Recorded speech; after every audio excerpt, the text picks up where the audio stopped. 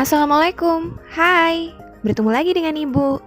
Kali ini Ibu akan membahas mengenai perkembangbiakan tumbuhan. Tahukah kalian bahwa perkembangbiakan tumbuhan terdiri dari dua cara, generatif dan vegetatif?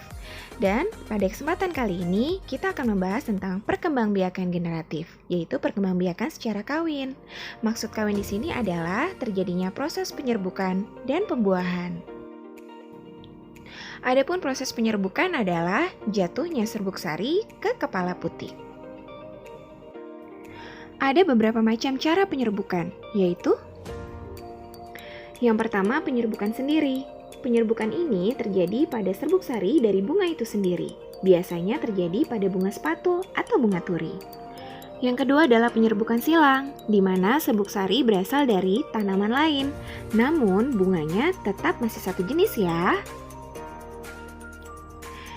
Yang ketiga adalah penyerbukan tetangga, di mana serbuk sari berasal dari bunga lain namun masih dalam satu tanaman ya, dan biasanya terjadi pada tanaman kelapa dan jagung.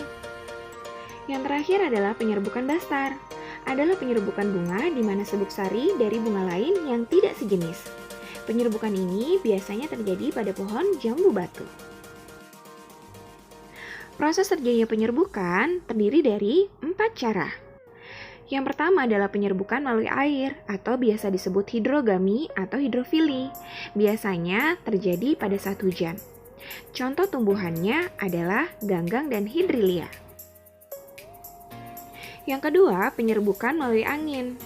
Penyerbukan ini biasanya terjadi pada bunga yang tidak berwarna dan tidak memiliki kelenjar madu, tapi mempunyai serbuk sari yang banyak. Beberapa contoh penyerbukan dibantu oleh angin adalah jagung, kelapa, dan rerumputan.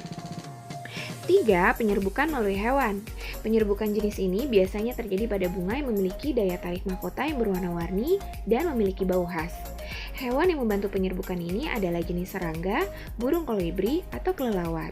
Dan contoh tanamannya adalah kamboja, lili, mawar, dan bunga matahari. Yang terakhir adalah penyerbukan melalui manusia. Penyerbukan ini biasa disebut penyerbukan buatan karena sengaja dilakukan oleh manusia. Contoh tanamannya adalah anggrek, salak, vanili. Setelah terjadinya penyerbukan, kemudian dilanjutkan pembuahan.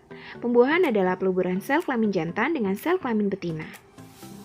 Selanjutnya, pertumbuhan dan perkembangan tumbuhan. Setelah terjadinya penyerbukan, inti generatif serbuk sari akan membelah menjadi 2 sel sperma atau gamet jantan. Satu sperma membuahi sel telur untuk membentuk zigot, sperma yang lain menyatu dengan kedua inti sel yang terdapat di tengah kantung embrio untuk membentuk endosperma. Penyatuan endosperma dengan sel-sel yang berbeda dalam kantung embrio disebut pembuahan ganda. Setelah fertilisasi ganda, bakal biji akan berkembang menjadi biji dan bakal buah akan berkembang menjadi buah. Adapun contoh tumbuhan yang berkembang biak secara generatif adalah jagung, padi, bunga matahari, mangga, sirsak, pepaya, dan lainnya. Demikian materi yang dapat Ibu sampaikan kali ini. Semoga bermanfaat untuk kalian. Sampai jumpa!